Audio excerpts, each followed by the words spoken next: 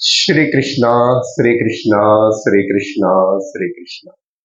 Gurur Brahma, Gurur Vishnu, Gurur Devo Maheshwaraha, Guru Sakshat Param Brahma, Tasmai Shri Gurave Namaha, Tasmai Shri Gurave Namaha. Hari Om Tat Sat.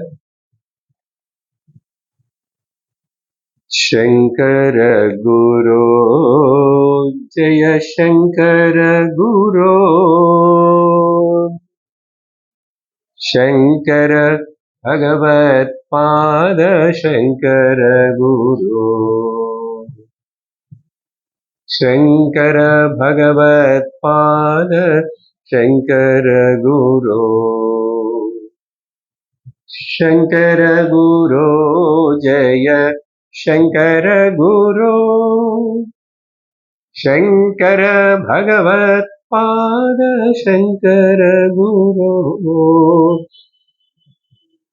Shankar गुरो शंकर गुरो शंकर भगवत पाद शंकर गुरो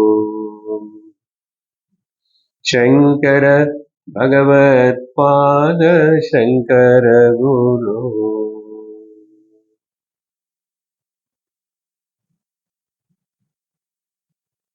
श्रुति स्मृति पुराणानाम् आलयं करुणालयं नमामि भगवत्पादं शंकरं लोकशंकरं शंकरं शंकराचार्यं केशवं बादरायणं सूत्रभाष्यकृतौ वन्दे भगवन्तौ पुनः पुनः.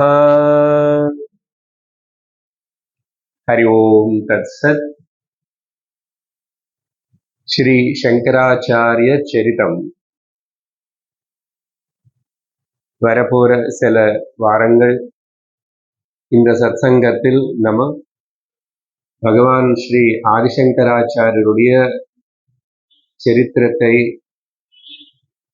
முடிஞ்ச வரைக்கும் விவரமா பார்க்க போறோம். வேதாந்த சிரவணம் பண்ணிட்டு இருக்கிற நமக்கு லோகத்திலேயே ரொம்ப பிரசித்தமான இந்த அத்வைத ஆச்சாரியர் வைதிக ஆச்சாரியரை பத்தி நம்ம தெரிஞ்சுக்கிறது ரொம்ப அவசியம்.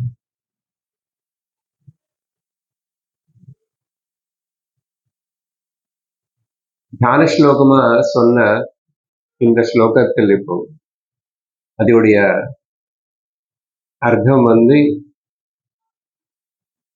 ஸ்ருதி ஸ்மிருதி புராணங்கள். சாஸ்திரம் என்னாவே நமக்கு தெரியும், ஸ்ருதி ஸ்மிருதி புராணங்கள் முக்கியமா அப்படின்னு சொல்லுவோம். அது எல்லாத்துக்கும் கூட ஒரு ஆலயமா இருக்காரு. லைப்ரரின்னு சொல்றோம் இல்லையா, ஆலயம் எங்க நிறைஞ்ச அந்த பகவானுடைய சாநித்தியம் இருந்தா அது கோவில் ஆலயம், அதையும் ஆலயம் தான். அதனாலதான் புஸ்தகாலயம் அப்படின்னு, கிரந்தாலயம். ஸோ ஆலயம்னா எங்க நிறைய விஷயங்கள் புஸ்தக ரூபத்தில் அங்க இருக்கு, லைப்ரரி. அதேபோல் இங்க இந்த ஸ்ருதி ஸ்மிருதி புராணங்களுக்கு ஆலயம். அப்புறம் அவரே கருணையுடைய ஆலயம், கருணையுடைய ஆலயம். ஸ்ருதி ஸ்மிருதி புராணானாம் ஆலயம் கருணாலயம். கருணை అనేది கடல் போல். அந்த கருணை கடல் போல் யாருக்கு இருக்கின்றதோ அவர் கடவுள். லோகத்தில் மகாத்மர்களும் இதே போல்தான் கடல் போல் அவங்க ஹிருதயத்துல நிறைஞ்சு கருணை இருக்கும். அதனால கருணாலயம்.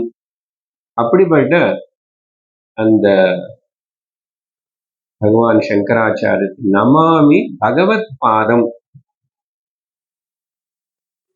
பகவத் பாதாள் அப்படின்னு சொல்றது. அப்படின்னா அவரே பகவானுடைய அவதாரம் தான், சிவபெருமானுடைய அவதாரம், சங்கரனுடைய அவதாரம். அப்படிப்பட்ட பாதங்களுக்கு, அந்த பதத்துக்கு, அவருடைய உருவத்துக்கு நமஸ்காரம் பண்றோம். அவர் சங்கரன் தான், சங்கரம். எதுக்காக அவதாரம் எடுத்துட்டு வந்தாரு? ஒரு விதத்திலும் இந்த சிருஷ்டிலும் எல்லாமே அவதாரம் தான். ஏன்? எல்லாமே பகவத் ஸ்வரூபமே தான் ஆவிர்வவிக்கிறது, உருவாகிறது. ஆனா எல்லாருமே அவதாரம் சொல்வதில்லை. யாரு ஞான நிஷ்டையோட, பரிபூர்ண ஞானத்தோட இருக்காங்களோ, இப்படிப்பட்ட கருணையோட எல்லா தெய்வீ குணங்கள் இருக்கின்றன. ஈஸ்வருடைய சக்தி மொத்தம் நமக்கு காணப்படலைன்னா கூட நிறைய மகாத்மனுக்குள்ள, ஆனா சாதாரண மனுஷனுக்கு மேல அந்த மகாத்மனுக்கு உள்ள ஈஸ்வரன் சக்தி நிறைய வியக்தமாகிறது. அதனால இப்படிப்பட்ட சங்கரனுடைய அவதாரமாக இருக்கிற அந்த பகவத் பாதாள் சங்கராச்சாரியர் லோகத்துடைய மங்களத்துக்காக அவதரிச்சு வந்த சங்கரம், லோக சங்கரம். ஷம்னு சொன்னா மங்களம், சுபம், சாந்தி, ஆஸ்பிஷியஸ்னஸ் இங்கிலீஷ்ல சொல்லணும்னா. ஷம்னா ஞானம். ஏன்னா மங்களம், ஆனந்தம், சந்தோஷம், நிறைவு, ரட்சணா எல்லாமே ஞானத்திலும் தான் இருக்கு. எந்த ஞானம்? ஆத்ம ஞானத்துல இருக்கு. அதனால அந்த ஆத்ம ஞானத்தினே நமக்கு கொடுக்கிற, நமக்கும் ஏற்படுற போல் செய்யற அப்படிப்பட்ட அந்த சங்கரன் ஞானஸ்வரூபம். எப்படி இது நாராயண பதத்துக்கு நாரம்னா கூட ஞானம் என்று அர்த்தம் சொல்றோம் இல்லையா? நாரம், ஞானம். அப்போ சங்கர ஆல்சோ சங்கரோதி சிவா. ஷம் ததாதி, ஞானம் ததாதி, இது சங்கர. அதனால சங்கரன்னு சொல்லும் போது இப்போ சிவபெருமான் ஆகட்டும், இங்க பகவத்பாதாள் ஆச்சாரியர் ஆகட்டும், ஞான வடிவம். இந்த ஞான வடிவம் இப்போ மட்டும்தான் உருவாகி திடீர்னு வந்தது அப்படி இல்லை. இதோட பீஜம் ஆதிலே இருக்கு. ஆதி என்ன? ஆதி குரு சதாசிவ சமாரம்பாம் சங்கராச்சாரிய மத்தியமாம் சொல்றோம் இல்லையா? அப்போ ஆதிகுரு யாரு? தட்சிணாமூர்த்தி. ஆதிகுரு தட்சிணாமூர்த்தி. அப்படிப்பட்ட அந்த தட்சிணாமூர்த்தி, தட்சிணான்னா கூட அர்த்தம் ஞானம்னு சொல்லியிருக்கேன். நாராயணன் என்ன சார் எல்லாத்துக்கும் ஞானம். வேற என்னதான் இருக்கணும்னு நினைக்கிற நீ? ஏன்னா அது இருந்தாதான் அங்க பூர்ணத்துவம், பூர்ண சுக சாந்தி ரக்ஷண சர்வம் அங்கே. அது பரமாத்மா பகவான் இருக்க, பகவத் தத்துவத்துல இருக்கனால அந்த தத்துவம் நீ உணர்ந்தாயன்னா உனக்கும் அந்த ஞானம் உண்டாச்சுன்னா, உனக்கும் பரமாத்மாக்கு இருக்கிற அந்த பேதம், வித்தியாசம் மானசிகமா நீங்கப்படும், புத்திபரமா நீக்கப்படும். அதனால அப்படிப்பட்ட சங்கரர் பீஜம் எங்க? இது எப்படின்னா, ஒரு வாழை மரம் இருந்துச்சுன்னா அது பெருசாகி ஒரு வளர்க்கறது. அதுக்கு முன்னாடி அதோடைய ஒரே ஒரு விலைதான் வரும். ஒரு வாழை மரத்துக்கு ஒண்ணுதான். அதுக்கப்புறம் ஸ்லோல கொஞ்சம் கொஞ்சம் அது க்ஷீணமாகறதுக்கு முன்னாடி ஒரு கடை விடும், ஒரு கண்ணு வரும். அப்படிதான் அந்த தட்சிணாமூர்த்தி. இப்போ முதல் வாழை மரம் எப்போ வந்துச்சுன்னு எப்படி யாரு சொல்லுவீங்க? இந்த முதல் అనేది நமக்கு சூட் ஆகாத கேள்வி வேதாந்தத்தில். ஆதி பகவான், ஆதி மூலமே. அப்போ அந்த தட்சிணாமூர்த்தி அనే வாழமரம் ஞான உருவம் வடிவம், அதுல வந்த இந்த கலைஞர் கல்விதர் சங்கரன் அப்படின்னு புராணங்களுக்குள்ள மாதிரி நிறைய பேர் வேற வியாசர் இருக்காரு, வால்மீகி இருக்காரு, அவங்க இருக்காங்க, இவங்க இருக்காங்க, வசிஷ்டர் இருக்காரு. அந்த பரம்பரா ஸ்லோகம் எடுத்த நாராயணம் பத்மு வசிஷ்டம் சக்திஞ்ச பராசரஞ்ச வியாசம் கௌடபதம் இப்படி இங்கதான் நிக்கிறது சங்கராச்சாரியர். அஸ்மதாச்சாரிய பரியந்தா. அதனால இந்த குரு பரம்பரை, ஞான பரம்பரை, சாஸ்திர பரம்பரை வேற, ஞான பரம்பரை வேற. வேற என்ன? ரெண்டு ஒண்ணுலதான் ஒண்ணு இருக்கு கூடி. ஆனா சாஸ்திர பரம்பரையை மட்டும் இருந்த போகாது, ஞான பரம்பரையும் வேணும். சாஸ்திர பரம்பரை என்னன்னா வேதம் படிக்கிறது, படிக்க வைக்கிறது, அதை காப்பாத்திட்டு இருக்கிறது, இதெல்லாம் சாஸ்திர பரம்பரை. அது வாத்தியார் குருகுலல் சேர்ந்த குழந்தைகளுக்கு நிறைய வருடங்கள் அங்க வச்சுட்டு சொல்லி தருவோம். இன்னைக்கு நீங்க கொஞ்சம் பொறுமையா எல்லாம் கதை போல் தான் இருக்கும். ஆனா விஷயத்துக்குள்ள போறதுக்கு கொஞ்சம் நேரம் ஆகும். அதனால இதெல்லாம் நீங்க கேட்டுக்க. ஸோ சாஸ்திர பரம்பரை, ஆனா அதுல அப்புறம் ஞான பரம்பரை. எப்பெல்லாம் அந்த தர்மத்துக்கு ஹானி ஏற்படுதோ, யதா யதா ஹி தர்மஸ்ய க்ளானிர் பவதி பாரத அப்யுத்தானம தர்மஸ்ய ததாத்மானம் சுருஜாம்யம். அதனால பகவானும் வரம் கொடுத்தது போல், ப்ராமிஸ் பண்ணது போல், எப்போ எங்க எந்த சந்தர்ப்பத்திலும் அங்க தேவையோ தர்மம், ஞானம், சத்தியம், தபஸ் இதெல்லாம் க்ஷீணிச்சு போற தசை வருதோ, அந்த சமயத்துல எங்கோ எங்கோ கொல்லத்துல வேற ஒரு மருந்து செடி அப்படி வளரும், நம்ம எல்லாம் போட்டே வருதே. அதே போலதான் இந்த ஞான கலை அது எங்காவது எப்படியாவது வரலாம். ஏன்னா அது பிரகிருதியோட நியத்தி, நியமம், இல்ல பகவானுடைய நியத்தி, அவர் பண்ணிடுவார். அதனால நடுல நிறைய அதர்மம், அக்கிரமம், அராஜகம் யுகங்கள் மாறுறது. இப்ப இந்த யுகத்திலேயே பல ஸ்டேஜஸ் நம்ம பார்க்கிறோம். இந்த யுகம் ஆரம்பிச்சு இன்னும் ஒரு 5500 வருஷம் கூட ஆகலையாமா. அதுக்குள்ளேயே என்ன சார் இப்படி இருக்க கதானி. பட் அதுக்குள்ள பாருங்க என்ன நடந்துச்சு, என்ன நடந்ததுனால அந்த அவசரம் ஏற்பட்டு மகாபாரத யுத்தம் அதெல்லாம் விட்டுடுங்க. அது யுகம் வேற யுகத்துல கடைசியில நடந்த விஷயம். ஆனா அங்க கூட அந்த ஞான பீஜம் சரி, அங்க யாரு பண்ணி அதெல்லாம் நமக்கு கொடுத்தாங்க? வியாசர் கொடுத்தாங்க.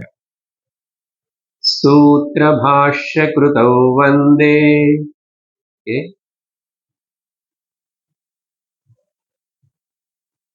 அதனால நாட் ஓன்லி பகவத்பாதம் சங்கரம் லோகசங்கரம், சங்கரம் சங்கராச்சாரியம் கேசவம் பாதராயணம்.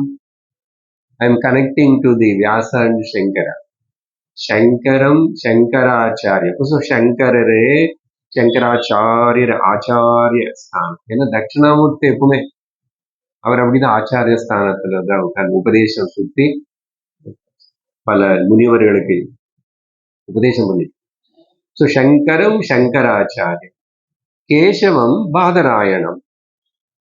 மகாவிஷ்ணு கேசவனே விஷ்ணுவே வியாசரா வந்தார். அதையும் ஞானகல அவதாரம், இது ஞானகல அவதாரம்.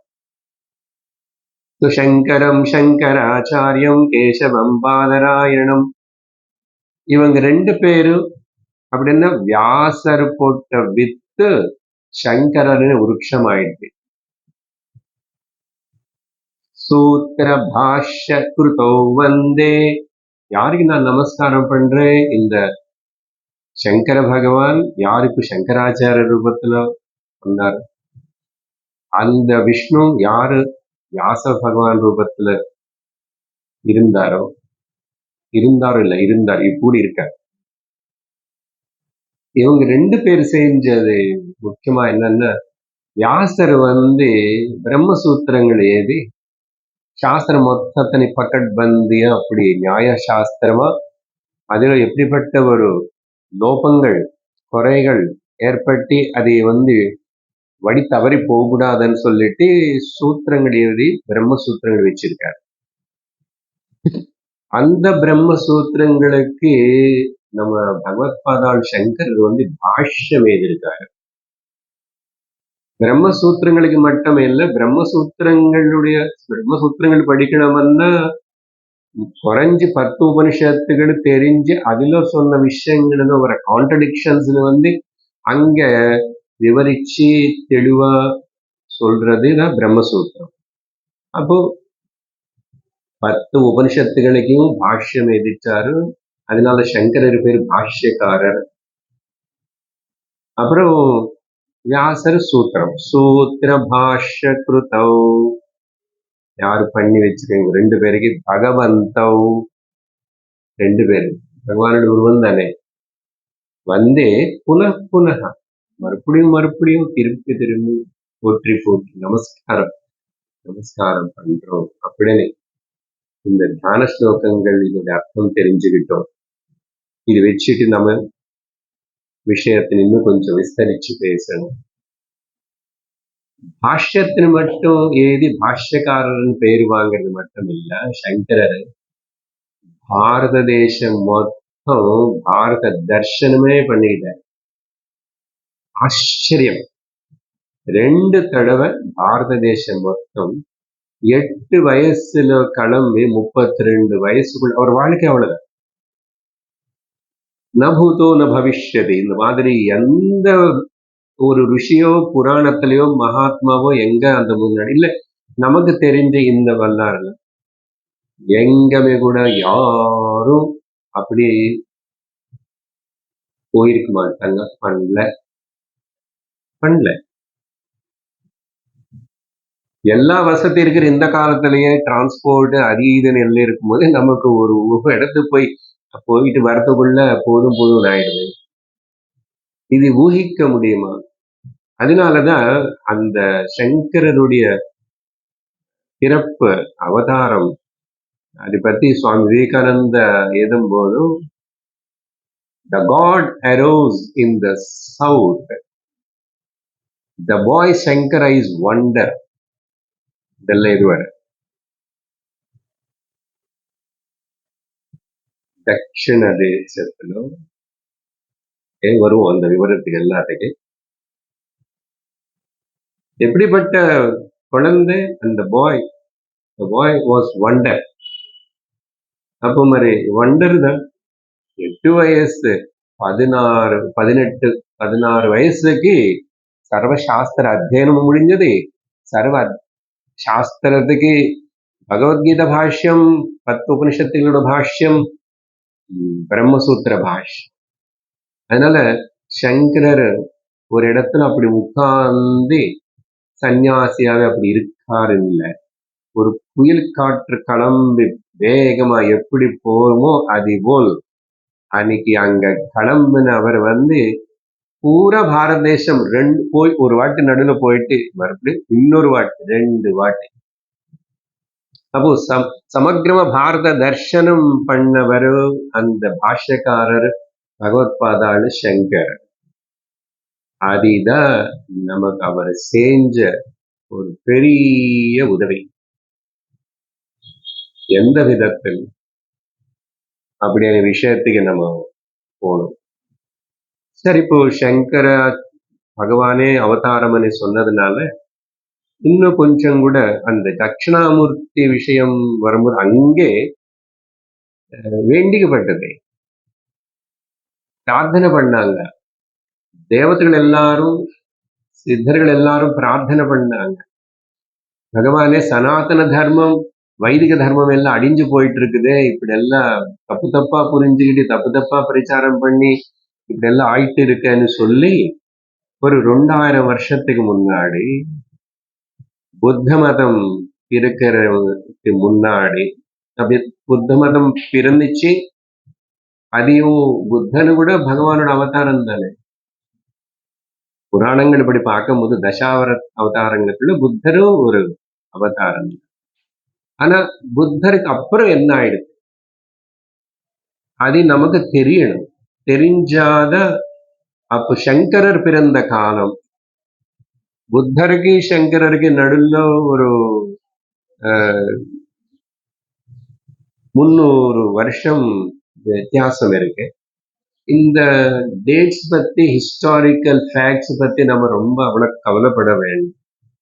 நான் இங்க தொடர்ந்து பேச போற இந்த ஸ்ரீ சங்கராச்சாரிய சரித்தம் అనేది பல கிரந்தங்கள், பல பேரு ஏறி வச்ச அதிலிருந்து சில விஷயங்கள் நம்ம எடுத்துக்கிட்டு பேசுறோம்.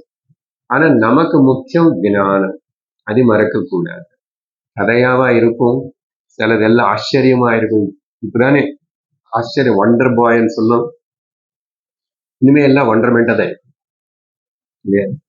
வண்டர்லேண்டுக்குள்ள போகுது, எல்லாம் வண்டரா தானே இருக்கு. சரி, அப்போ கரெக்டா 2000 வருஷத்துக்கு முன்னாடிதான் தேவதைகள் எல்லாரும் பிரார்த்தனை பண்ணாங்களா அந்த தட்சிணாமூர்த்தி சுவாமி கிட்ட போய் அப்படின்னு கேட்க கூடாது. அதே ராமாயணத்துல ராமர் பிறக்கணும், பகவான் பிறக்கணும்னு சொல்லி அப்போ தேவதைகள் எல்லாரும் பிரார்த்தனை பண்ணாங்க. அவன் சூட்டபிள் கிளைமேட் எல்லாம் பார்த்துக்கிட்டு வந்தார். கிருஷ்ணரும் அப்படிதான். சோ அதனால அப்போ சொன்ன இல்லையா, தட்சிணாமூர்த்தி அనే வாழமரம், அவர் வாழமரம்னு சொல்லக்கூடாது, அவர் வட்டமுருஷத்துக்கு கீழே உட்கார்ந்து இருக்கார். வட்டவிருட்சம்னாவே அது என்னது, நீ அதை எப்படி விட்டுடுங்கோ, அது பாட்டு உலகம் மொத்தம் கூட ஆக்குபை பண்ணும். இயற்கை கொஞ்சம் அது டிஸ்டர்ப் பண்ணாம இருந்தா அப்போ உலகம் மொத்தம் வாழைமரம் அந்த ஆலமரமே ஆயிடுச்சுன்னா அப்போ கஷ்டம் இல்லை பகவானுக்கு. அதனால இயற்கை வேலை பண்ண வைப்பாரு.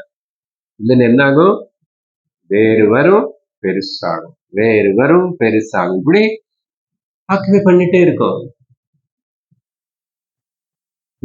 என்ன, இந்த ஆலமரம் போதுதான் பகவான் பிரம்ம தத்துவம் சர்வத்திர வியாபிச்சிருக்கின்றனது, ஆகாயம் போல். சரி, அவரு விருட்சோர் வட்டதரோர் மூலே விருத்தா சிஷ்யா குருர் யுவா, தட்சிணாமூர்த்தி தியான ஸ்லோகங்கள்னு பார்த்தோம். சரி, அப்படி ஒரு சந்தர்ப்பத்தில் இப்போ இங்க கலியுகத்தில் இந்த ஹைந்தவ ஹிந்து தர்மம், சனாதன தர்மம் நல்லா வாழ்ந்துட்டு இருக்கிற சமயம். அப்படி இருக்கும்போதும் அப்போ கணக்கு பார்த்தா கிருஷ்ணாவதாரம் முடிச்சு கலியுகம் ஆரம்பமாயி ஒரு கொஞ்சம் வருஷம் தான் ஆயிடுது. புத்தருடைய பிறப்பு 4-5 சதாப்தங்களுக்கு நடுவில், 4th and 5th century between அவர். சங்கரர் 7-8 சதாப்தங்களுக்குள்ள நடுவில். சரியா? பாருங்க, இப்படி கணக்கு பார்த்தா 1600 வருஷங்களுக்கு முன்னாடி. இது ரொம்ப நமக்கு முக்கியம் இல்லை. ஏன் சொல்றேன்னா, பல புஸ்தகங்களிலும் பல வித்தியாசங்களோட கொஞ்சம் கொஞ்சம் விஷயங்கள் விசதீகரிக்கப்பட்டிருக்கு. நமக்கு அத்தாரிட்டி ஆதாரமா இருக்கிறது இந்த சங்கர சரித்திரம், ஸ்ரீ சங்கராச்சாரிய சரித்தம் என்றனே, இதேதான் சங்கராச்சாரிய வைபவம், சங்கர விஜயம், சங்கர திக்விஜயம், ஓகே, மாதவீய சங்கர விஜயம், இப்படி அந்த சங்கர பரம்பரையிலேயே வந்த மட பரம்பரையில் வந்த நிறைய ஆச்சாரியர்களே ரெக்கார்ட் பண்ணி வச்சது, அப்படி எழுதினது நிறைய. இப்ப மொத்தம் சேர்ந்து ஒரு 25 வகையான இந்த சங்கராச்சாரிய சரித்த விஷயத்தின்னு சொல்லி புஸ்தகங்கள் இருக்கு. முக்கியமா நம்ம சவுத் லாங்குவேஜஸ்ல தான் சம்ஸ்கிருதம் அந்த காலத்துல, அதுக்கப்புறம் மலையாளத்துல கூட யாரும் எழுதியிருக்காங்க, இங்கிலீஷ்ல யாரும் எழுதியிருக்காங்க, பாரதிய வித்யாபவன் ஏதோ பப்ளிஷ் பண்ணாங்க, இப்படி எல்லாம் இருக்கும். சரி, காஞ்சி பெரியவரும் எழுதல, ஆனா அவர் தெய்வத்தி குரல் அவரோட லெக்சர்ஸ் எல்லாத்திலும் அவரு இப்படி அந்த பரம்பரையில வந்த ஆச்சாரியர்கள் எல்லாரும் சொன்னது. முக்கியமா ரொம்ப அத்தாரிட்டேட்டிவா எடுத்துக்கணும்னு சொன்னா, ஸ்ருங்கேரி மட்டத்துக்கு சேர்ந்த சுவாமி வித்யாரண்யர் அவர் எழுதின சங்கர் விஜயம் தான் இப்போ அது அத்தென்டிசிட்டி அப்படி எடுத்துட்டு மொத்தம் அதுல இருக்குது எல்லாம். ஸோ அங்க அப்படி இருக்கும்போதும் இந்த தேவதைகள் எல்லாருமே என்ன யதா யதா ஹி தர்மஸ்ய கிளானிர் பவதி பாரத, அப்போ அதே போல் எப்பப்பெல்லாம் தேவைப்படுறதோ அப்பப்பெல்லாம் அந்த மாதிரி தட்சிணாமூர்த்தி சுவாமி கிட்ட எல்லாரும் பிரார்த்தனை பண்ணாங்க. பிரார்த்தனை பண்ணதுக்கு அப்புறம் என்ன ஆயிடுச்சு, அதுக்கு ஒரு ஸ்லோகம் எழுதுறாரு அந்த வித்யாரண்ய சுவாமி சங்கர விஜயத்தில்.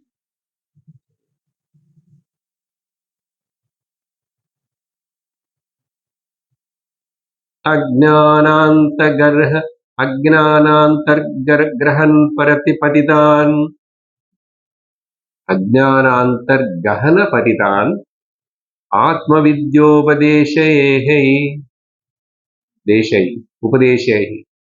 உபதேசேஹே. அர்த்தம் என்னன்னா, அஜ்ஞானமனே ஒரு இருட்டான கொட்டக்கிணறுல உளுந்திருக்கிற பதிதான், உளுந்திருக்கிற அப்படிப்பட்ட அந்த ஜனங்கள் மக்கள் வேற என்ன,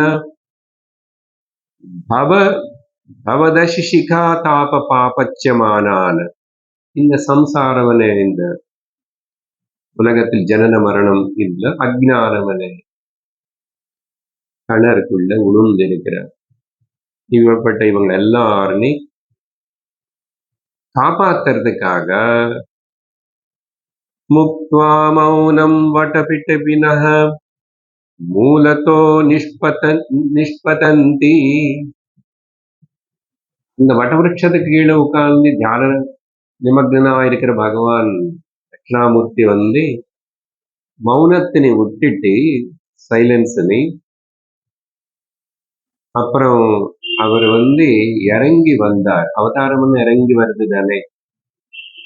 செம்போர் மூர்த்திச்சரதி புவனே, இந்த பூமி மேல அந்த செம்பு தட்சிணாமூர்த்தி தான் வந்து சஞ்சரிச்சார். எப்படி, சங்கராச்சாரிய ரூபா, சங்கராச்சாரிய ரூபத்துல வந்து அவரை இங்க நடமாடினார். யாரு, செம்போர் மூர்த்தி சரதி புவனே. இது அந்த சங்கர விஜயத்துல சங்கர பரம்பரையில வந்த அந்த சிஷ்யர்கள் எல்லாரும் சங்கர பகவத்பாதால பத்தி சொன்ன விஷயம். இப்போ நமஸ்கரிச்சோம், நம்ம அவங்களும் நமஸ்கரிச்சாங்க, சங்கர விஜயத்துல எழுதிட்டாங்க. சங்கரருடைய முக்கியமான சிஷ்யர்கள் அவர் கூட இருந்து வாழ்ந்து நேர பார்த்து அனுபவிச்ச முக்கியமான அந்த சிஷ்யர்களுக்கு கூட பகவத்பாதாளன் அப்படி சங்கருடைய ரூபமாவே அவதாரமாவே உருவமாவே பார்த்தார். தோட்டகாச்சாரியர் அவர் எழுதின இதுல தோட்டகாஷ்டகத்துல பவ ஏவ பவாம் ந இதராம், பவ ஏவ பவான், பவன் சங்கர, சங்கரர் தான் பவான், நீங்க சங்கரர் தான், ந இதராம், வேற யாரும் கிடையாதுன்னு விதிதா கில சாஸ்திர சுதா ஜலதே அதுல சொல்லியிருக்கார். அப்படிப்பட்ட நமஸ்காரம், அதே நமஸ்காரம் நிலை. அதே போல் பத்மபாதர் அனதர் முக்கியமான சிஷ்யர் நமாமி அபோகி பரிவார சம்பதாம், நமஸ்கரிக்கிறே யாருக்குன்னு, யாரு நிறைய பாம்புகளின்னு அவருடைய சரீரத்துல அலங்காரம் பண்ணி உட்கார்ந்து இருக்காரு. அப்ப யாரு? சிவன். அப்புறம் எப்ப பார்த்தா அந்த தட்சிணாமூர்த்தி சுவாமி சுத்தி எப்பவுமே இந்த இவர் மௌனமா உட்கார்ந்து அவங்க ரிஷிகள் எல்லாரும் உட்கார்ந்துருவாங்க. மௌனத்திலேயே பாடம் சிரவணம் நடக்கும். இதன் ஆச்சரியம் நமக்கு சொல்லியே ஒண்ணு ஏறவே மாட்டேங்குது சார். அந்த அந்த ஆச்சாரியர் அப்படி இருக்கணும், அந்த தகுதி சிஷ்யன் அப்படி இருக்கணும். சரியா? அப்படி சங்கரர் கூட அப்புறம் சிஷ்யர்கள் கூட தான் ஆரம்பத்திலே அவருக்கு அப்பவே அவருடைய பெருமை எப்போ தெரிஞ்சதோ சிஷ்யர்கள் வந்துட்டாங்க, எல்லாரும் கூட நடந்து. அப்பவே 8வது வயசுலயே அவர் வரும்போதே கூடவே வந்துட்டாங்க, நடுவில் கொஞ்சம் பேர் சேர்ந்துட்டாங்க சிஷ்யர்கள். அவங்களதான் அப்புறம் 4 மட்டங்களுக்கு 4 ஆசிரியர்களை ஸ்தாபனம் பண்ணாங்க.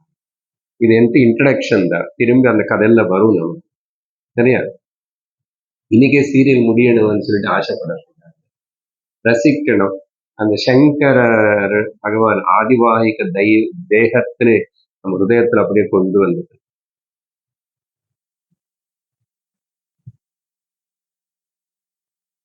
அந்த சங்கர பகவத் பாதாளு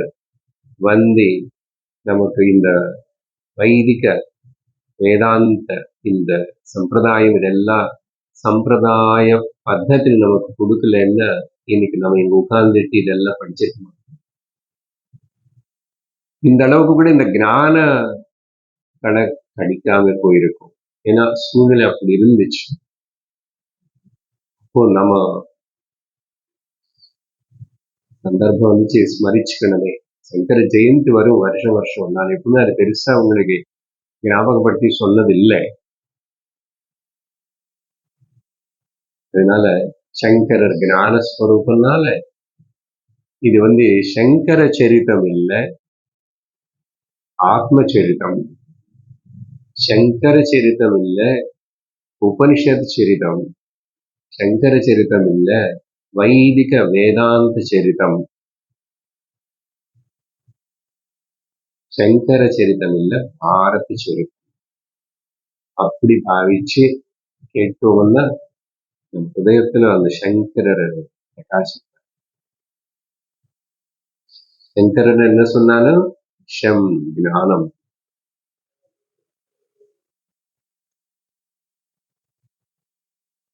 அப்புறம் சுரேஸ்வராச்சாரியர் முக்கியமான இன்னொரு சிஷ்யர்.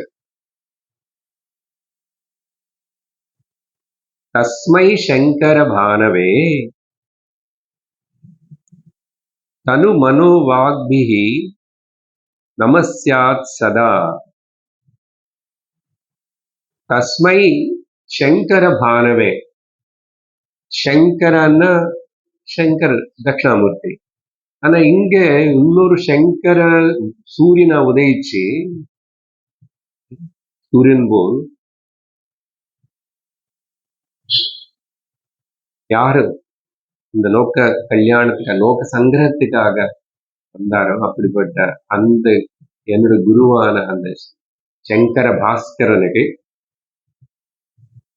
மனசா வாச்சா கர்மண தனு மனோ வாக்பிஹி நான் நமஸ்காரம் பண்றேன் சதா. ముఖ్యమా அந்த சங்கர் అనేది சதாசிவ అని தட்சிணாமூர்த்தன் அவங்க எல்லாரும் தரிசிச்சாங்க, அனுபவிச்சாங்க. நம்ம இது கேட்டே அனுபவிப்போம், தரிசிப்போம். இந்த மாதிரி நைஷ்கர்மிய சித்தி அப்படின்னு இந்த சுரேஸ்வராச்சாரியர் மூலமா எழுதப்பட்ட இன்னொரு பிரௌಢ பிரகரண கிரந்தத்தில் அவர் குரு குரு అనే వార్త ఉపయోగపడతారు. గురు గురు అన్న గురువులకి எல்லாருக்கு குரு.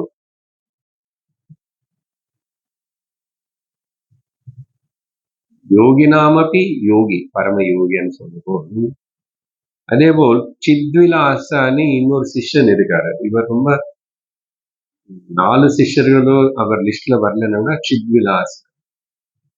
அவரு கூட எழுதும்போது சிதானந்த தனும், சிதானந்த தனுவನ್ನ ಚಿತ್ತೆ ಕಾನ್ಷಿಯಸ್ನೆಸ್ அப்படின்னு ஆத்மாவே பரமாத்மாவே ஞானமே உருவம் எடுத்துக்கிட்டு கான்ஷியஸ்னஸ். அதனால சொல்றோம் உபனிஷத்தை உருவம் எடுத்துட்டு வந்தது. சிதானந்த தனும், தனுமன்ன சரீரம் வந்தே யாரது நமஸ்கரிக்கிற யாரு? பூச்சரம் பரமேஸ்வரம், பூமி மேல சஞ்சரிச்சிட்டு இருக்கிற அந்த பரமேஸ்வரன், நடமாடி கொண்டிருக்கிற தெய்வம், நடமாடுற தெய்வம். 5 பெரியவாளுன்னு பார்த்து எல்லாரும் அப்படிதான் ஆவிச்சு, அப்படிதான் அனுபவிச்சாங்க. சரி, இதுக்கு இதெல்லாம் சொன்னேன் தட்சிணாமூர்த்தி. அப்போ அந்த பகவான் ஒத்துக்கிட்டு மௌனம் விட்டுட்டு இறங்கி வந்து சங்கர பகவத்பாதான அவதாரம் எடுத்தார். இப்போ வரலாறு பார்த்து என்ன சொன்னோம், 2 ஆசிரம் முன்னாடி அப்படி. அப்போ ஹிந்து சமுதாயம், வைதிக சமுதாயம், இந்து சமுதாயம், இதோடைய நிலை எப்படி இருந்தது? ஏன்னா அது தெரிஞ்சாதான் சங்கரருடைய மிஷனரி சுவாமி சின்மயானந்த எழுதுறாரு. அதை Shankara the missionary, the vision and the mission of Sri ஆதிசங்கராச்சாரியா.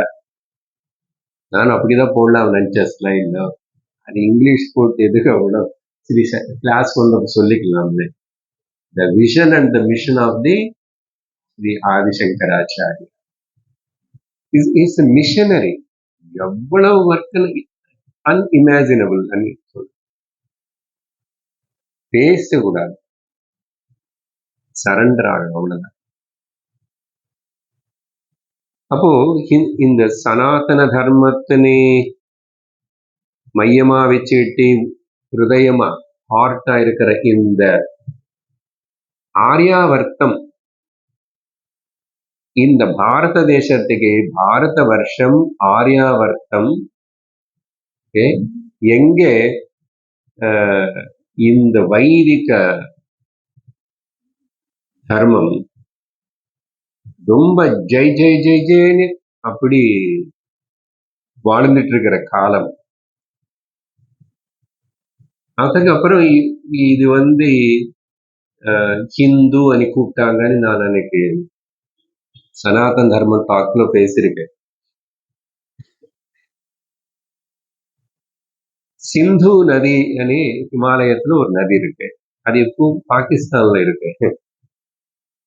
ஆனா அங்க வரைக்கும் போய் பார்க்கலாம். இப்போ இந்த கவர்மெண்ட்னால ஒரு சௌகரியம் ஏற்பட்டது அப்படி. பட் ஸ்டில் அங்க அதுக்கப்புறம் அத புதுசா நம்மளதான் இருக்குன்னு சொல்ல முடியாது. அங்க பார்த்தா அவங்க சைனு, பாகிஸ்தான், அவங்க எல்லாருடைய மிலிட்டரி இருக்கும் சிந்து நதி. ஆனா போய் பார்க்கலாம். இப்போ அந்த சிந்து நதிக்கு இந்த பக்கம் அங்கிருந்து ஆரம்பிச்சு அப்படின்னு ஹிமாலயங்களில் இருந்து ஆரம்பிச்சு இந்து மகாசமுத்திரம் இங்கே கடல் வரைக்கும் எந்த பூமி பரவி இருந்திருந்ததோ அது எல்லாமே அப்படின்னா இந்த பக்கம் எடுத்தா திரும்பி கடல், குஜராத்து கிட்ட இருந்து அந்த பக்கம் எடுத்தா வங்கக்கடல், பே ஆஃப் பெங்கால். இந்த மொத்தம் தேசம் பாரத தேசம், பரத கண்டம் ఆర్యావర్తం அந்த పదத்துக்கு అర్థం சொல்லணும். அடுத்த வருஷம் பரத கண்டம் అనేది எல்லாரும் சங்கல்பத்துல கூட சொல்றதுதான். ஆர்யான்னா சிவிலைஸ்டுன்னு அர்த்தம். அன்னைக்கு சனாதன தர்ம பேச்சுல சொல்லியிருக்கேன். ஆர்யா கல்ச்சர்ட், ஹைலி கல்ச்சர்டு, ரொம்ப சிறந்த பண்பாடோட வாழ்க்கை முறை வச்சுக்கிட்டு இருக்கிற மக்கள் வாழ்ற இந்த இடம் மொத்தம் அஜனாப வருஷம் கூட ஒரு பேர் இருந்தது பாகவதம்ல வரும். ஆர்யாவர்த்தம் அதேதான் இந்த ஆர்யா அనే பதத்துக்கு அர்த்தம். வர்த்தம்னா அவங்களால நெரும்பி இருக்கிற. சரி, என்ன ஆயிடுச்சு அப்போ? அந்த சிந்து நதிக்கு கொஞ்சம் அந்த பக்கம் அப்படி இன்னும் கொஞ்சம் அப்படி போகும்போது பெர்ஷியான்னு சொல்லுவாங்க இல்லையா? இப்ப இல்ல அந்த பேர், அதெல்லாம் இப்ப அது ஈரான் ஆயிருக்கு. அங்க எல்லாம் இருக்கிற அவங்களும் ஹிந்து தர்மத்துக்கு, சனாதன வைதிக தர்மத்துக்கு சேர்ந்தவங்க தான். ஆனா இங்க இருக்கிற அளவுக்கு பலமா அங்க இல்ல. அப்போ அந்த அந்த அந்த சமயத்தில் அவங்க எல்லாரும் இந்த பக்கம் இருக்கிற இந்த ஆரியர்களை பார்த்து ரொம்ப சந்தோஷப்பட்டு அவங்களுக்கு பாராட்டு சொல்லும் போது சிந்து நதி ஒட்டி அதுக்கப்புறம் இருக்கிற இவங்க எல்லாருமே அவனுக்கு சா అనేది பர்ஷியன்னா இருக்கிற அந்த பக்கம் போகுது. பாஷையில எப்பவுமே சில மாற்றங்கள் வரும். அவங்க வந்து ஹிந்துகள் అని சொல்ல தொடங்கிட்டாங்க. அதனாலதான் ஹிந்து அనే பதம் வந்தது அப்படின்னு சொன்னோம். அப்ப அவங்கள வந்து அவங்க அங்க இருக்கிறவங்க வந்து மெயினா சௌராஷ்டிரிசம் அப்படின்னே சொல்லுவாங்க. ஆனா இப்ப அங்க சௌராஷ்டிரிசம் இல்லை. இங்க குஜராத்ல சில இடத்துல சௌராஷ்டிரா அவங்களுக்கு ஒரு பாஷை கூட போல இருக்கிறது. ஆனா மொத்தம் நெருங்கி சம்ஸ்கிருதம் தான். அப்படின்னா எங்கமே நிஜமா சொல்லணும்னா பூமி மொத்தம் எல்லா கண்டங்களுக்குள்ள வைதிக தர்மம் தான் பரவி இருந்ததே. அது நமக்கு எட்டாத அந்த டைம் ஸ்கேலு புராணதுன்னு விட்டுடுங்கோ. பட் இப்போ when we are now coming to the Buddha பீரியடுக்கு வந்துட்டு இருக்கேன் நான் கொஞ்சம் ஐ எம் கனெக்டிங் இட். இது என்ன சார் ஹிஸ்டரி கிளாஸ் எடுக்கிற போல இருக்கேன்னு நீங்க நினைச்சிட்டா நான் ஒன்றும் பண்ண முடியாது. சங்கரருடைய மிஷனரின்னு நீங்க புரிஞ்சுக்கணும்னா நீங்க அந்த கனெக்ஷன் வச்சுக்கிட்டு தான் வரணும், வேற வழி இல்லை. சரி, ஏதோ குழந்தைகளே சொன்ன போல் கதை சொல்லி முடிக்க நான் நினைக்கல. நான் அப்போ அவங்களுடைய ஆராத தெய்வம் யாரோ தெரியுமா? அந்த பெர்ஷியன்ஸ் அண்ட் சௌராஷ்டிரிசம் అని சொல்லி அக்னி தேவதை, சூரியன். சூரியன் தான். அதனால சௌர மார்க்கம், சௌரன்னா சூரியன், சௌராஷ்டிர அப்படிதான் வந்தது அந்த பதம். சூரியன் வெளிப்படும். அப்ப அதெல்லாம் வைதிக பரம்பரை தான், சின்ன வித்தியாசம். பட் இங்க இந்த தேசத்தில் ஓகே, கங்கே யமுனே செய்வ கோதாவரி சரஸ்வதி நர்மதே சிந்து காவேரி, இன்னும் கொஞ்சம் நம்ம சவுத் இந்தியன் பயஸ்வினி, தாமிரபரணி, அப்புறம் சங்கரர் பிறந்த ஊர் பக்கத்துல போற பூர்ணா நதி, பெரியாருன்னு சொல்லுவாங்க. இத்தனை நதிகளுக்கு நடுల్లో இருக்கிற இந்த ஃபர்டைல் லேண்ட், பூமி, தபஸுக்கு எல்லாத்துக்கு நல்ல வெஜிடேரியன் அப்படி கிடைக்கிற நல்ல டிராபிக்கல் இடம். இங்க ரிஷிகள் அநேக வாழ்ந்திருந்தாங்க சிருஷ்டி ஆரம்பத்துல இருந்து. அப்படிப்பட்ட அந்த ரிஷி பரம்பரை அவங்களுக்கு போட்டி கொடுத்த அந்த மார்க்கம், வாழ்க்கை முறைதான் வைதிக ஜீவன். இதுதான் மனுஷனுக்கு அனுசரிக்க வேண்டிய ஜீவன விதானம்னு அப்பவே போட்டு கொடுத்தாங்க. எதுக்கு?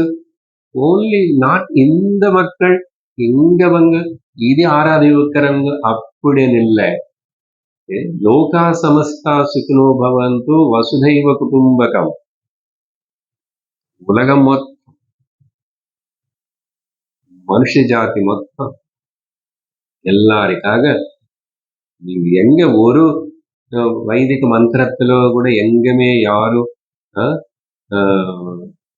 ஓன்லி வைஷ்ணவோ சுகினோ பவந்து, சைவோ சுகினோ பவந்து, ஹிந்துக்கள் மட்டும்தான் இங்க இருக்கிறவங்க மட்டும்தான் சுகம் இருக்கணும் சொல்லவே இல்லை. நீங்க பார்க்கவே முடியாது. அப்படிப்பட்ட கண்ணோட்டம் இருக்கிற பார்வை இருக்கிற ரிஷிகள். அப்படிப்பட்ட ரிஷி சந்தக்கு தான் நம்ம ரிஷி அப்படின்னு சொன்னாவே ரிஷ்யதி ஜானாதி இது ரிஷி.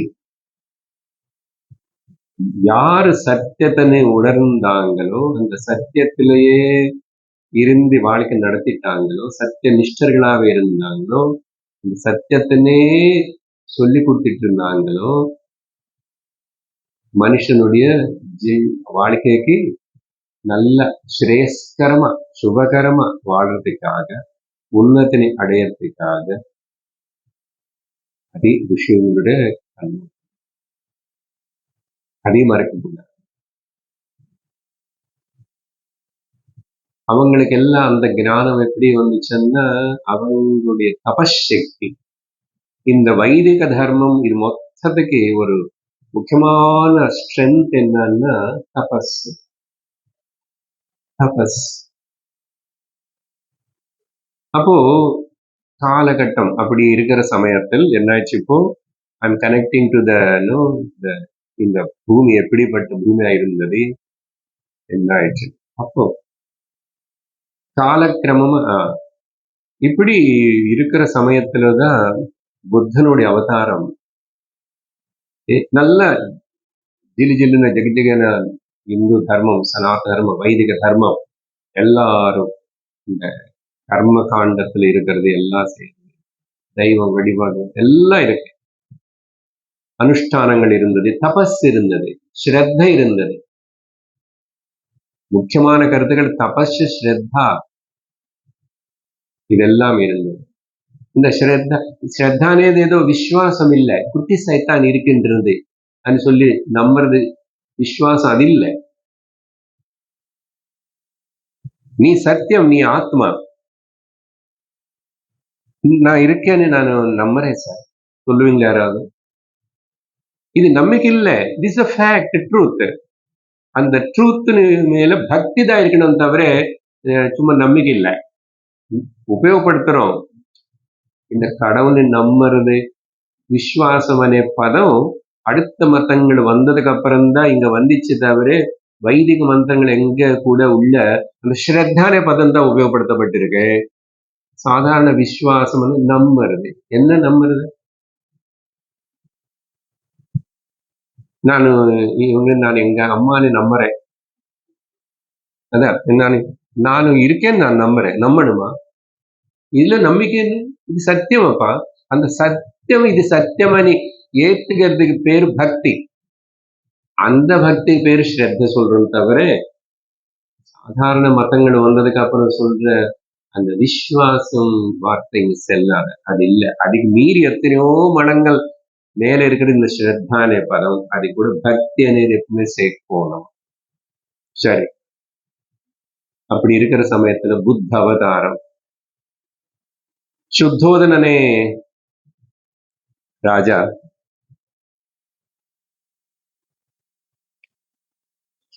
அவர் மாயாதேவி அவருடைய மனைவி. அப்படிப்பட்ட சுத்தோதனுக்கு கபிலவஸ்து అని இப்போ பேர் வேறெல்லாம் இருக்கும். லும்பினி இதெல்லாம் அந்த பழைய காலம் பேரு இடம். கபிலவஸ்து, லும்பினி. ஸோ அங்கே புத்தருடைய பிறப்பு ஏற்பட்டது. ஜாதகம் பார்த்தாங்க. பிறந்ததுக்கு அப்புறம் அங்க சொன்னாங்க ஜோதிஷ்காரங்க எல்லாரும், இவரு பெரிய பெரிய துறவியா சந்நியாசம் எடுத்துக்கிட்டு ஆயிடுவார் அப்படின்னு சொன்ன உடனே சுத்தோதன் ராஜாவுக்கு கவலை ஏற்பட்டு எப்படியாவது என்ன பையன் அப்படி நான் போக விடாம பார்த்துக்கணும்னு சொல்லி கொஞ்சம் வளர்ந்து அப்படி வந்தப்பவே அந்த காலத்துல சீக்கிரமாவே கல்யாணம் பண்ணிட்டு ஆனந்தமா இவனுக்கு இந்த உலகத்துல ஒரு சன்னியாசி ஆகணும், போகணும், எல்லாம் விட்டுட்டேன்னு சொன்ன ஆசை எல்லாம் விடணும்னா லோகத்துல துக்கங்கள் கஷ்டங்கள் பார்த்தா தானே. அதனால என்ன பையனும் ஒரு துக்கமும் பார்க்கக்கூடாது, ஒரு கஷ்டமும் பார்க்கக்கூடாது அப்படின்னு சொல்லிட்டு அவர் எல்லாம் திட்டம் போட்டு நல்ல ஏற்பாடு பண்ணி ஒரு பெரிய மாளிகை கட்டிட்டு உள்ள சமஸ்த சௌக்கியங்களை கொடுத்துட்டு அங்க நல்ல காவல்காரன் எல்லாம் அங்கே கிடைக்கும். இவர் வெளியே போறதே தேவையில்லை, எதுவுமே இல்லை. அப்படி மனைவி கூட இருந்தார். யசோதரா, சித்தார்த்தன், புத்தனுக்கு முதல் பேரு சித்தார்த்த கௌதம. இந்த சித்தார்த்தனுக்கு யசோதரா மனைவி, சுத்தோதனுடைய பையன். அவர் அந்த சுத்தோதன் ராஜா அந்த காலத்துல அந்த இடத்துல. அப்போ அப்படி உள்ள ஒரு 1.5 வருஷமா என்னமோ இந்த கல்யாணம் சுகமா இருக்கான், ஆனந்தமா. ஒரு நாள் அந்த அங்க இருக்கிற தேரோட்டி யாராருக்கும் ராஜா ஆக்ஞை போட்டாரு, பையன் எங்கேயுமே கூட்டிட்டு போக கூடாது, அப்புறம் எதுவுமே காட்டக்கூடாது, அப்படி இல்லை. என்ன பாருங்க, இவ்வளவு பண்ணா கூட ஈஸ்வர நியத்தை எப்படி இருக்கு. ஒரு நாள் அந்த தேரோட்டி கிட்ட, சரி இப்போ இவ்வளவு நாள்ல புத்தன் கேட்டதுக்கு அப்புறம் அப்படி கொஞ்சம் நம்ம இது தாண்டி எப்பவுமே வெளியில போலியே அன்னைக்கு கேட்டான். அந்த கோட்டையோ அது தோட்டமோ ஏதோ மாளிகை, இனி போய் பார்க்கலாம், போலாம். தேரோட்டி கூட்டிட்டு போன வெளியில போன கொஞ்ச நேரத்திலே முதல் தர்சனம் ஒரு வயசான தாத்தா குச்சி பிடிச்சிட்டு நடந்து போறது பார்த்தாரு. விருத்தாப்பியம் பார்த்தாரு.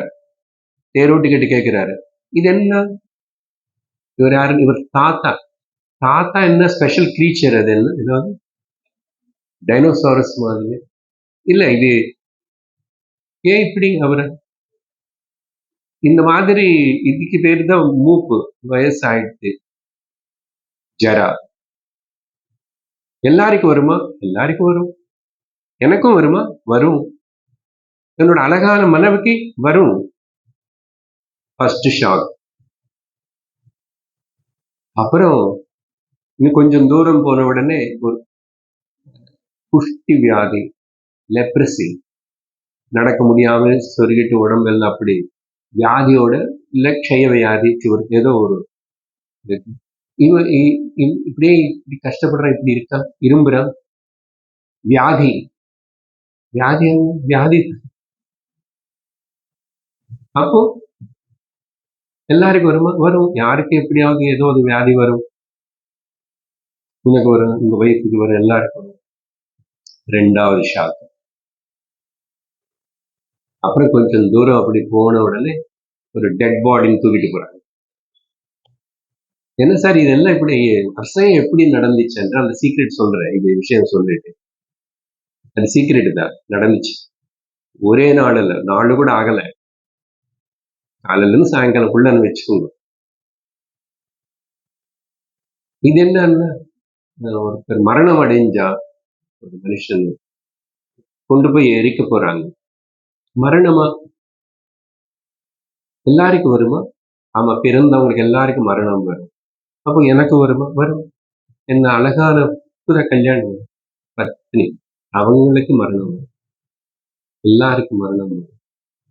அப்போ ரதத்தின் திருப்பு, வைராக்கியம் வர்றதுக்கு, விவேகம் வர்றதுக்கு ரதம் திருப்பு. அப்படி திருப்பி அங்க ராஜமாலைக்கு போனார் இல்லையோ, குழந்தை பிறந்ததாக தகவல். ஜென்ம மிருத்யு ஜரா வியாதி துக்க தோஷானு தர்சனம். பகவத்கீதையில ஒரு ஸ்லோகம் இருக்கு, ஞாபகம் இருக்க? 4 பார்த்தார் ஒரே நாளெல்லாம். பிறந்தார், மூப்பு வர போறது, வியாதி வர போறது, மரணிக்க போறது. இதுல இருந்து தப்பிச்சுக்கணும். நான் இதுல சிக்கிக்கிட்டானே, தப்பிச்சுக்கணும் அப்படின்னு நினைச்சாரு. அன்னைக்கு ராத்திரி சொல்லாம கிளம்பி போயிட்டார்.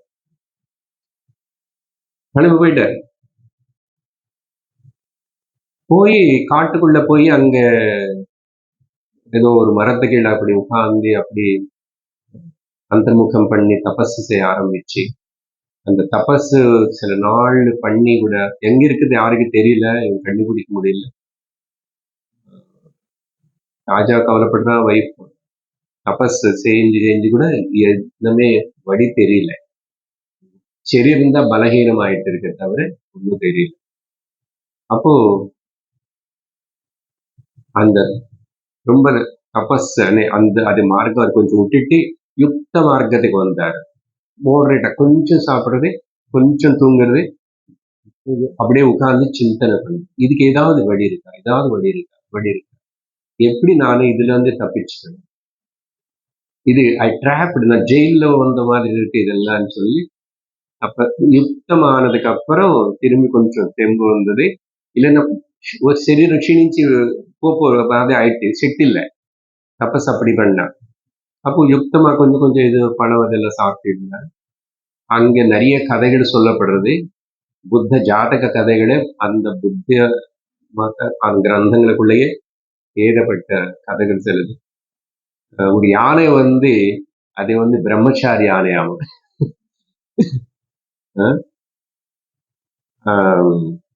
அந்த யானை சகாயம் பண்ணிச்சு, சேவை பண்ணுமா.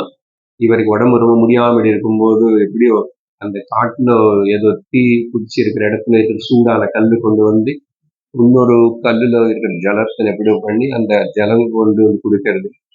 அப்புறம் இவரோட பிக்ஷா பாத்திரம் எடுத்துக்கிட்டு அது கூட்டிட்டு போகும், பக்கத்துல எங்க கொண்டு போய் பிக்ஷைக்கு கொண்டு போகும். ஒரு மரத்தோடைய களை எடுத்துட்டு அங்கெல்லாம் பெருக்கும். இப்படி அந்த வனத்துக்கு ஏதோ பேரு கொடுத்தாங்க. அந்த வனத்துல இருந்ததுனால அந்த பிரம்மச்சாரி அனந்தனிய பிரம்மச்சாரி ஆன சேவை பண்ணிச்சு சிஷ்யன். அதனால மகாத்மர்களுக்கு சேவை மனிதர்கள் தான் பண்ணணும்னு அவசியம் இல்லை. இப்படி நிறைய மகாத்மாவுடைய கதையில ரமணருடைய வாழ்க்கையில கூட பார்க்கலாம். ஏன்னா அது ஈஸ்வரன் ஏற்பாடு பண்ணிடுவார். அப்படி பல கதை. அதுக்கப்புறம் யாரோ ஒரு கிராமத்துல இருந்து ஒரு ஸ்திரீ பால் கொண்டு வந்து குடிக்கிறது, இப்படி மொத்தத்துல அவரை உடைச்சுக்கிட்டாரு. அப்புறம் கூட ஆனா இன்னும் நான் அந்த எப்படி வழி தெரியல பாத்தீங்களா. ஏன்னா நேர குரு அப்படி கிடைக்கல பாத்தீங்களா, குரு கிடைக்கல. ஆனா அவதாரமா வந்தாரு பகவானே, புத்த அவதாரம்னு சொல்றதுனால இப்ப அங்க வேலை தனக்கு தானே முடியணும். ரமணர் விஷயத்துல அப்படிதானே, அவருக்கு ஞான உதயம். ஆனா அதுக்கு வேண்டிய பிரயத்தனம் போற ஜென்மத்திலே எல்லாம் பண்ணதுனால இந்த குரு இல்லாம அது ஒரு நாள் அப்படி பிரகாசிச்சது.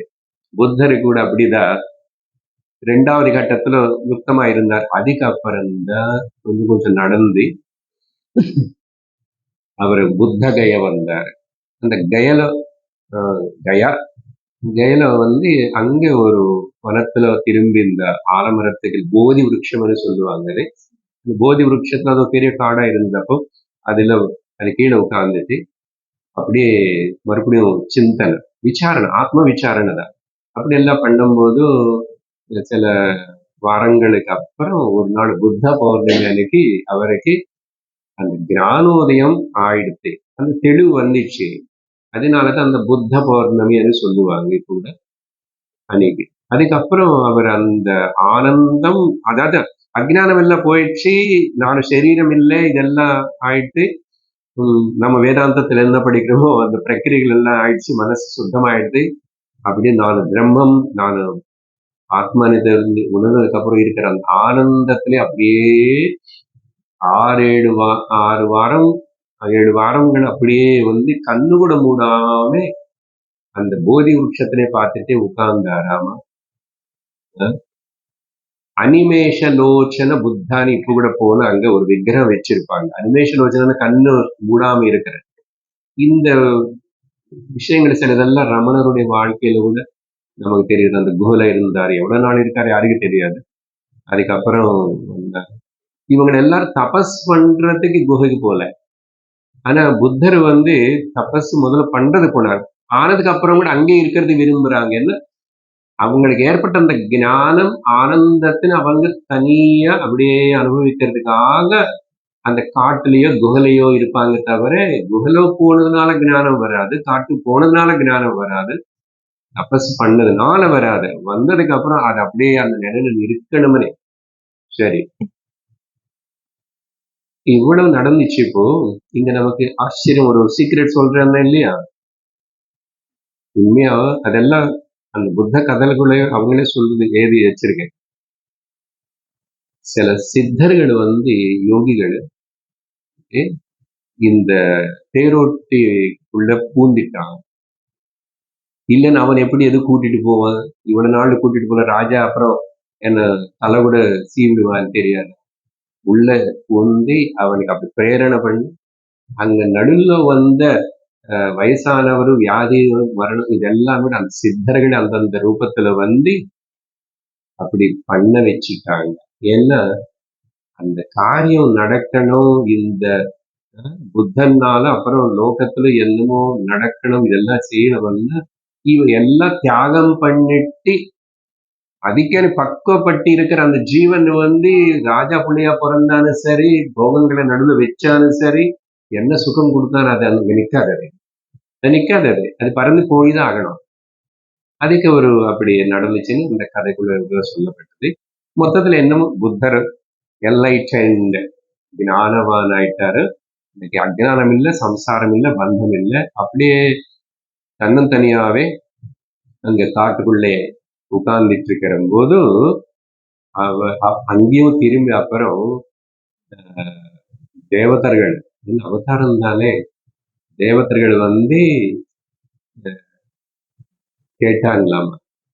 தேவதர்கள் சித்தர்களும், நீங்க இப்படி இங்கே உட்காரக்கூடாது, உங்களுக்கு கிடைச்ச அந்த ஞானம், அந்த ஆத்மானந்தம் அனுபவத்தினை நீங்க நிறைய பேருக்கு சொல்லி தரணும் அப்படின்னு சொன்னா புத்தர் கேட்டாராமா, நானும் என்னோட அனுபவத்தை நீ சொன்னா ஏத்துக்கிறதுக்கு யாரு தயாரா இருக்கா? யாராவது நம்புவாங்கல்ல? இதுதான் கஷ்டம். அந்த ஆத்ம ஜானம் அடைஞ்ச குருவுக்கு சங்கரராகட்டும் அப்படி நான் ஏதோ சொல்றேன், நான் அனுபவிச்சான்னு சொன்ன யார் ஏத்துக்க மாட்டான்.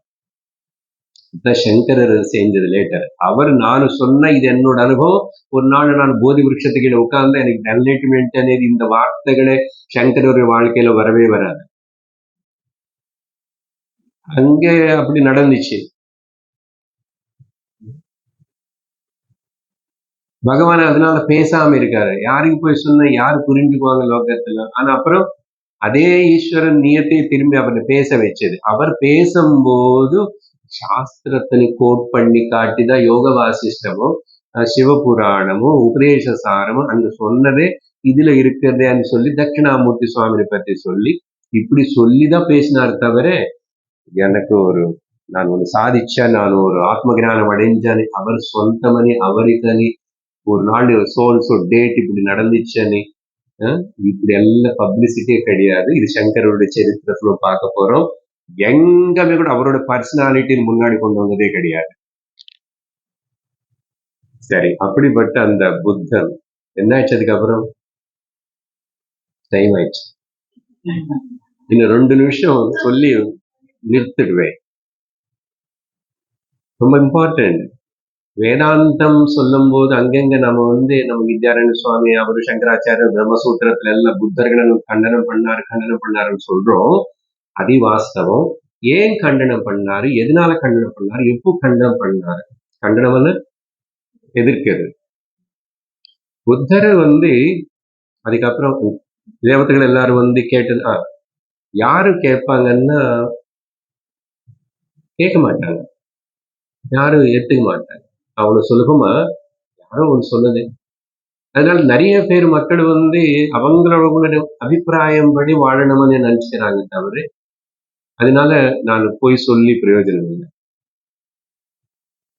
தெரிஞ்சுக்கணும்னு ஆசை இருக்கிறவனு எப்படியாவது அவனு பிரயத்தனம் பண்ணி அடைவான். என்ன போல் அஜ்ஞானிகளும் கேட்க மாட்டாங்க, தெரிஞ்சு வேண்டாதவங்க அப்படி இருப்பாங்க.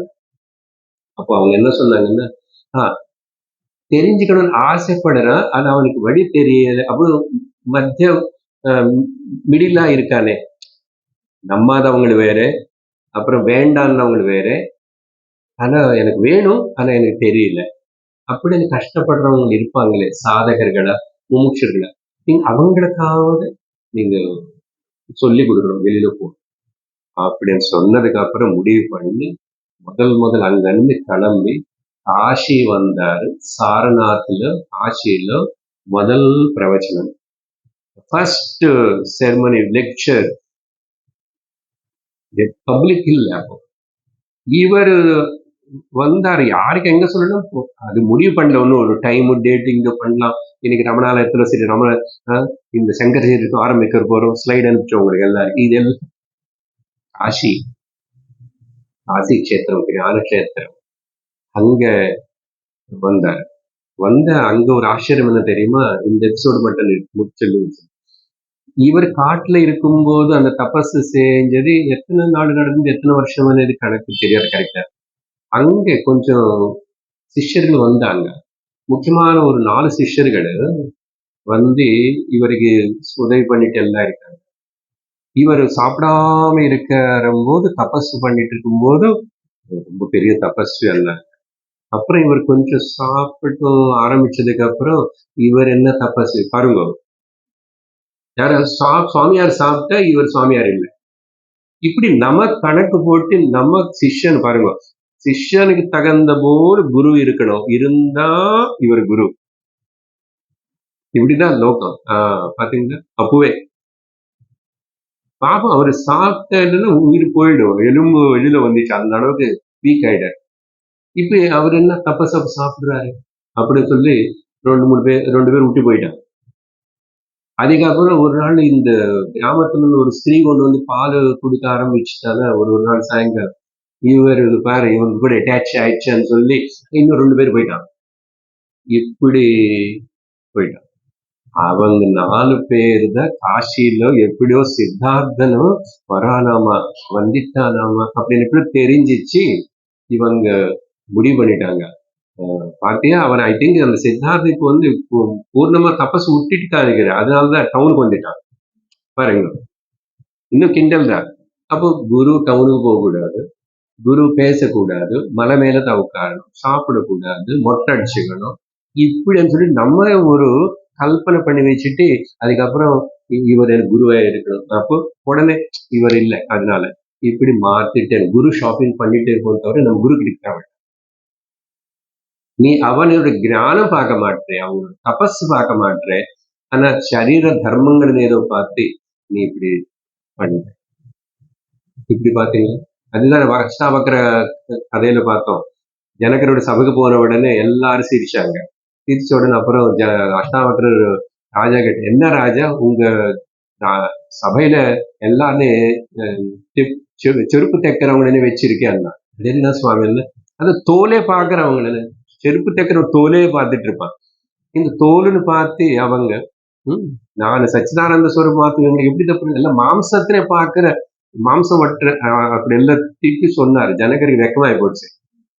மன்னிச்சுங்க சுவாமி, பரவாயில்ல, எனக்காக நீங்க வாங்க. அந்த மாதிரி லோகத்துல பகு கஷ்டம். இந்த ஞானிகளுக்கு சொல்லிக் கொடுக்கறது, பிரச்சாரம் பண்றதுன்னு கஷ்டம். அதை நிறைய பேர் பண்ண மாட்டாங்க. சரி, அப்படி 4 பேர் முடிவு பண்ணாங்க. அவர் வந்து ஏந்திரிக்க கூடாதுன்னாங்க.